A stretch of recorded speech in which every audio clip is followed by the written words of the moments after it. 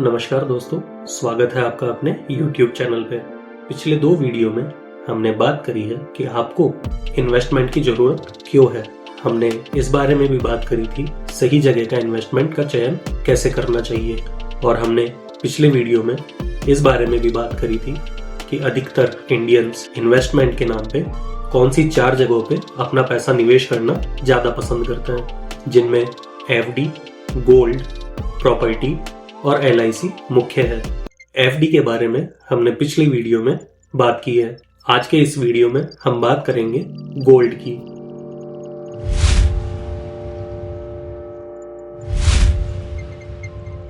आज के समय में कोई भी इन्वेस्टर 10 से 15 साल आगे की सोच के इन्वेस्ट कर रहा है, लेकिन अभी भी उसका इन्वेस्ट करने का तरीका 10-15 साल पुराना है। गोल्ड वेल्थ क्रिएशन के नहीं, वेल्थ प्रिजर्वेशन के काम में आता है। तो सबसे पहले हम बात करेंगे वेल्थ प्रिजर्वेशन और वेल्थ क्रिएशन में अंतर के बारे में।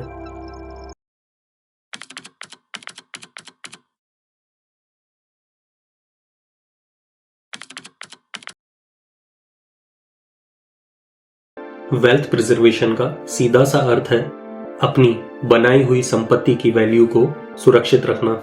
मतलब आप अपनी बनाई हुई संपत्ति को कम ना होने से बचा सके। वेल्थ प्रिजर्वेशन का दूसरा अर्थ है अपना पैसा अलग अलग जगह पे बांटना।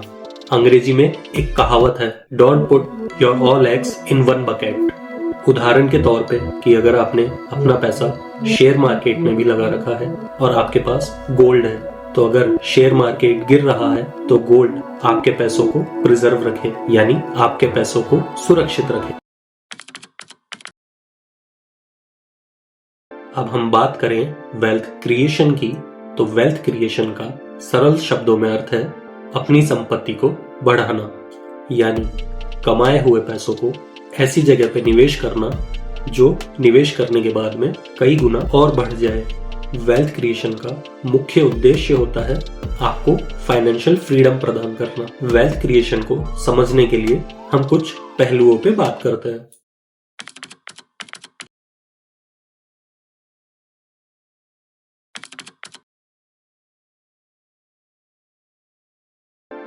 इनकम मतलब वो पैसा जो आप हर महीने अपनी नौकरी या अपने व्यवसाय से कमाते हैं।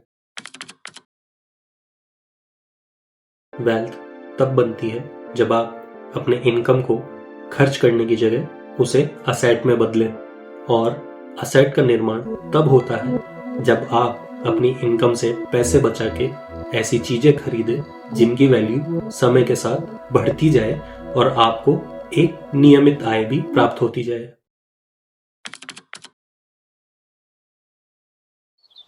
जब आप अपने इन्वेस्टमेंट से प्राप्त आय को दोबारा री इन्वेस्ट करें और उससे भी आपको मुनाफा मिले, कंपाउंडिंग को दुनिया का 8वां अजूबा भी कहा जाता है।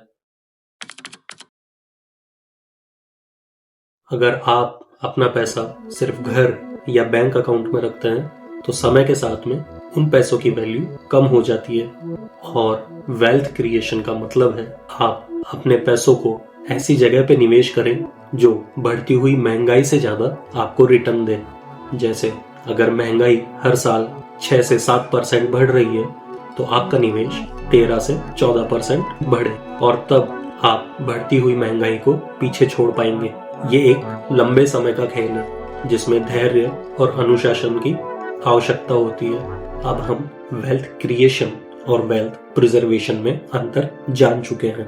तो वेल्थ प्रिजर्वेशन का मतलब है अपने पैसों को खोने से बचाना, और वेल्थ क्रिएशन का मतलब है अपने पैसों को महंगाई दर से भी ज्यादा बढ़ाते रहना। और जैसा कि हमारा आज का टॉपिक है गोल्ड में इन्वेस्ट क्यों नहीं करना चाहिए, क्योंकि गोल्ड का इस्तेमाल वेल्थ प्रिजर्वेशन के लिए होता है, वेल्थ क्रिएशन के लिए नहीं।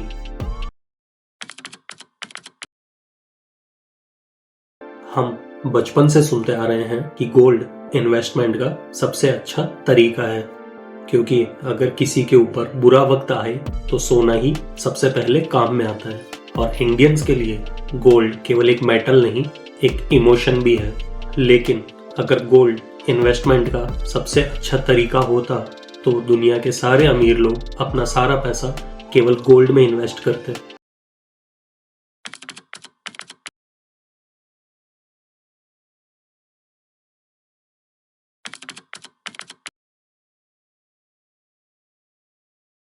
जब आप स्टॉक मार्केट से स्टॉक परचेज करते हैं तो आपको डिविडेंड मिलता है। जब आप कोई प्रॉपर्टी खरीदते हैं तो उसके ऊपर आपको रेंट मिल सकता है।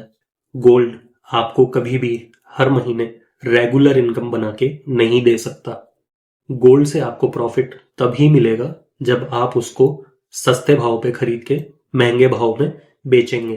खरीदने से लेके बेचने तक आपको हर महीने कोई रेगुलर इनकम गोल्ड से नहीं मिलेगी।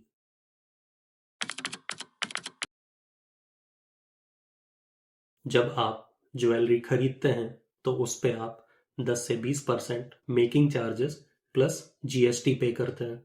अगर आपको अपनी ज्वेलरी को सुरक्षित रखना है तो हो सकता है आपको बैंक में लॉकर के अलग से भी चार्ज देने पड़े। साल 1975 तब 10 ग्राम सोने का भाव था 540 रुपए और आज 2025 में सोने का भाव है लगभग 1,20,000 रुपए, लगभग 222 गुना ज्यादा। यहां तक सब कुछ अच्छा लग रहा है। अब जानते हैं असली कहानी।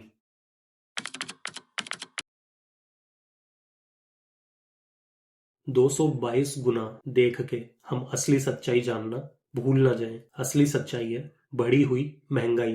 पिछले 50 सालों में अगर सोने के भाव भी बढ़े हैं तो उसके साथ में महंगाई भी बढ़ी है। अगर हम इंडिया की पिछले 50 सालों की बढ़ी हुई महंगाई यानी इन्फ्लेशन की बात करें तो वो एवरेज 7 से 8% बढ़ी है। और दूसरी तरफ गोल्ड ने हर साल 8 से 10% का रिटर्न दिया है। अगर हम माने कि गोल्ड ने 10% एनुअली रिटर्न दिया है और महंगाई 7% बढ़ी है तो आपका शुद्ध मुनाफा केवल 3% सालाना रहता है। और सालाना 3% की बढ़ोतरी को आप वेल्थ क्रिएशन नहीं मान सकते।